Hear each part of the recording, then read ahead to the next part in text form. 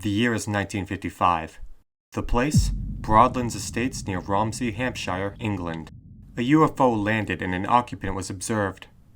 The witness was incapacitated by the UFO and it flew away at great speed. On February 23, 1955, at about 0830 hours, the witness, Frederick Briggs, a bricklayer working at Broadlands Estates, advised, "I am at present employed at Broadlands as a bricklayer and was cycling to my work from Romsey on the morning of Wednesday, the 23rd of February 1955, when I was about halfway between the Palmerston or Romsey Lodge and the house, just by where the drive forks off to the Middlebridge Lodge.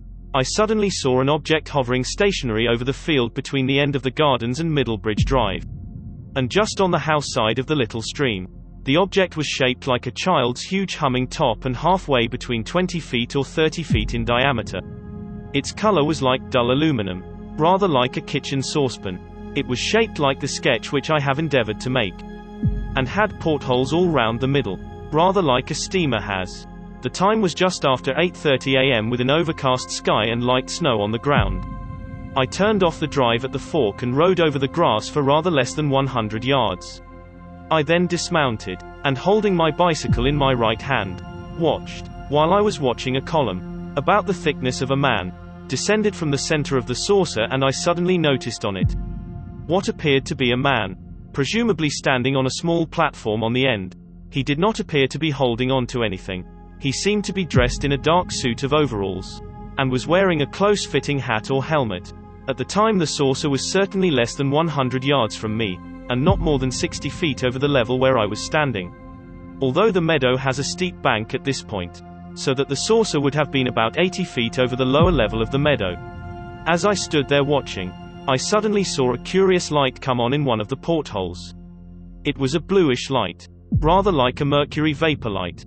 Although it was quite bright, it did not appear to be directed straight at me, nor did it dazzle me, but simultaneously with the light coming on, I suddenly seemed to be pushed over, and I fell down in the snow with my bicycle on top of me.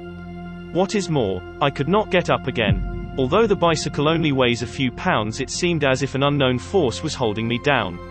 Whilst lying on the ground, I could see the tube withdrawn quickly into the saucer, which then rose vertically, quite as fast as the fastest jet aircraft I have seen, or faster. There had been no noise whatever until the saucer started to move, and even then the noise was no louder than that of an ordinary small rocket let off by a child on Guy Fawkes night. It disappeared out of sight into the clouds almost instantaneously, and as it went, I found myself able to get up. Although I seemed to be lying a long time on the ground, I do not suppose. In reality, it was more than a few seconds. I felt rather dizzy, as though I had received a near knockout blow on the chin. But of course there was no physical hurt of any sort, merely a feeling of dizziness. I picked up my bicycle, mounted it and rode straight on to Broadlands, where I met Heath standing by the garage. I was feeling very shaky and felt I must regain my confidence by discussing what I had seen. I said to him, "Look, Ron, have you known me long enough to know that I am sane and sober at this hour of the morning?" He laughed and made some remark like, "Well, of course." Then I told him what I had seen. Heath and I went back along the road where I showed him the tracks of my bicycle. I then went back to work, where I saw my foreman, Mr. Hudson, and told him what I had seen.